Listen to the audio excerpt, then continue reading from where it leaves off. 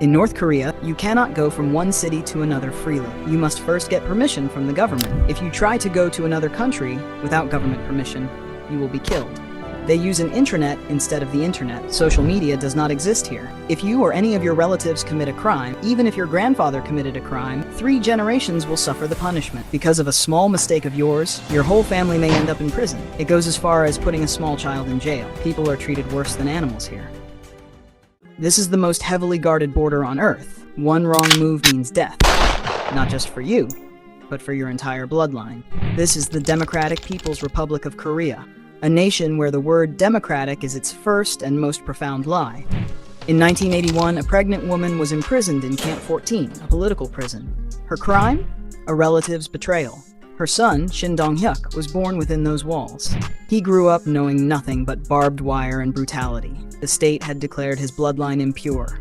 His childhood was a struggle for survival, eating grass, rats, anything to supplement a meager ration of corn porridge. The camp's rules were simple and absolute. Attempted escape meant execution.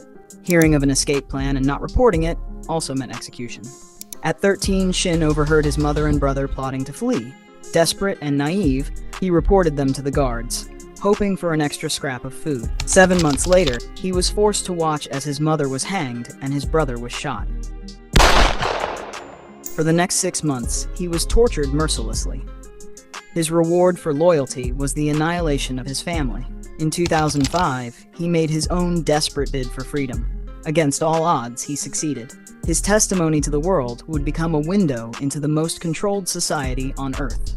This is life inside the Democratic People's Republic of Korea. It wasn't always this way. For a time, North Korea's economy outpaced its southern neighbor and even China. The state provided healthcare, education, housing, but this was a facade propped up by the Soviet Union. When the USSR collapsed in 1991, the support vanished. The economy imploded. The United States offered aid in exchange for dismantling their nuclear program. The regime refused. Isolation deepened. Then, in 1995, a catastrophic flood pushed the country over the edge. The government's priority was not its people, but its image. The capital, Pyongyang, was curated as a model city. The starving, the homeless, the dissenters were simply removed. In the countryside, a silent holocaust unfolded. An estimated 500,000 to 2 million people starved to death. Families made unspeakable choices, elderly grandparents sacrificing their food, choosing to die so the younger generation might live. This was the direct result of a totalitarian system valuing its own survival above all else. The Kim dynasty, founded by guerrilla fighter Kim Il-sung, then his son Kim Jong-il, and now his grandson Kim Jong-un, rules with one objective: perpetual power. To achieve this, they have built a labyrinth of control. School is mandatory, but education is not the goal. Indoctrination is. Advancement depends on bribes and family background. Elections are a sham with a single candidate per seat. Voting no is an act of treason. The 99.9% turnout is a tool for surveillance, not democracy. Your body is not your own. The state dictates your hairstyle. 15 approved options for men, 15 for women. Blue jeans, branded clothes, short skirts, even red lipstick are banned as Western cultural poison. A dedicated fashion police enforces these rules, cutting clothes on the street and levying fines. Travel within the country requires permission.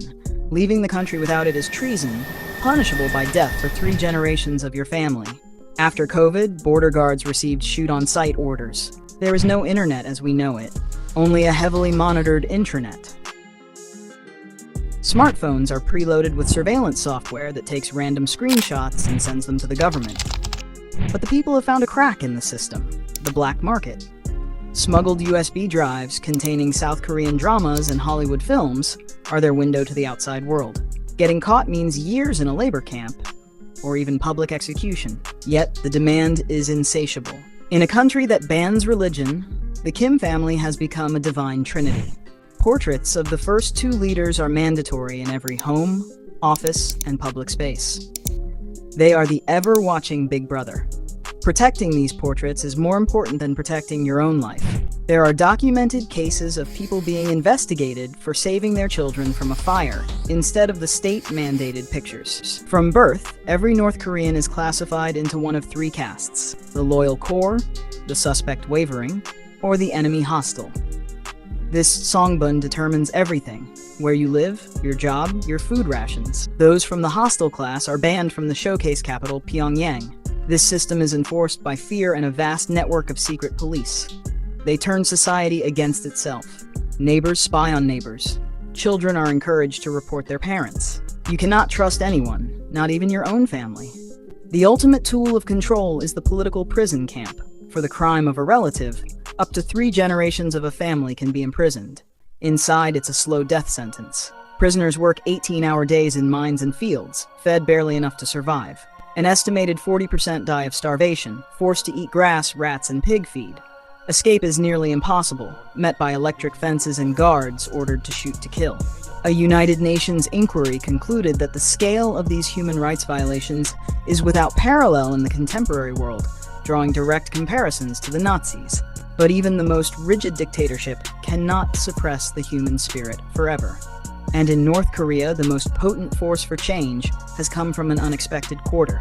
It's women. When the state-run economy collapsed, it was the women, who were not forced into government jobs, who took charge.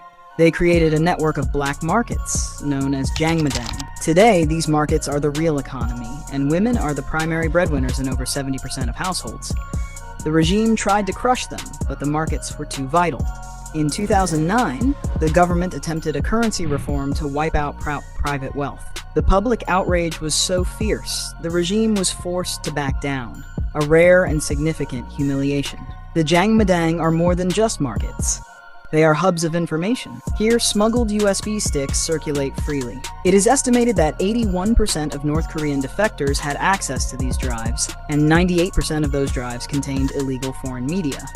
This is the silent revolution. Through these dramas, North Koreans see a world they were told didn't exist, a world of prosperity, freedom, and choice.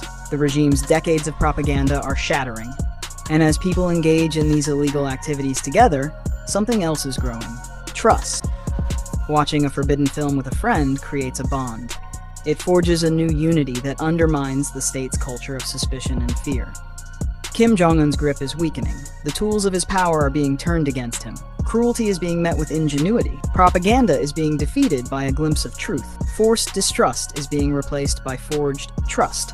The final enemy of the state is rampant corruption. When every rule can be broken with a bribe, the fear that underpins the dictatorship begins to evaporate. No totalitarian regime lasts forever. They all contain the seeds of their own destruction. For North Korea, those seeds are being sown in the bustling black markets, in the dark rooms where forbidden films are watched, and in the quiet, growing realization among its people that their chains can be broken. The lesson for the world is clear. Never sacrifice your freedom for the false promise of security. Never hand over the power to choose your clothes, your thoughts, or your destiny to any authority. For the unity of a free people is the most powerful force on earth. And in North Korea, that unity is slowly, silently beginning to stir. Friends, we have only revealed a few dark secrets of North Korea. If you like this video, comment for the next part.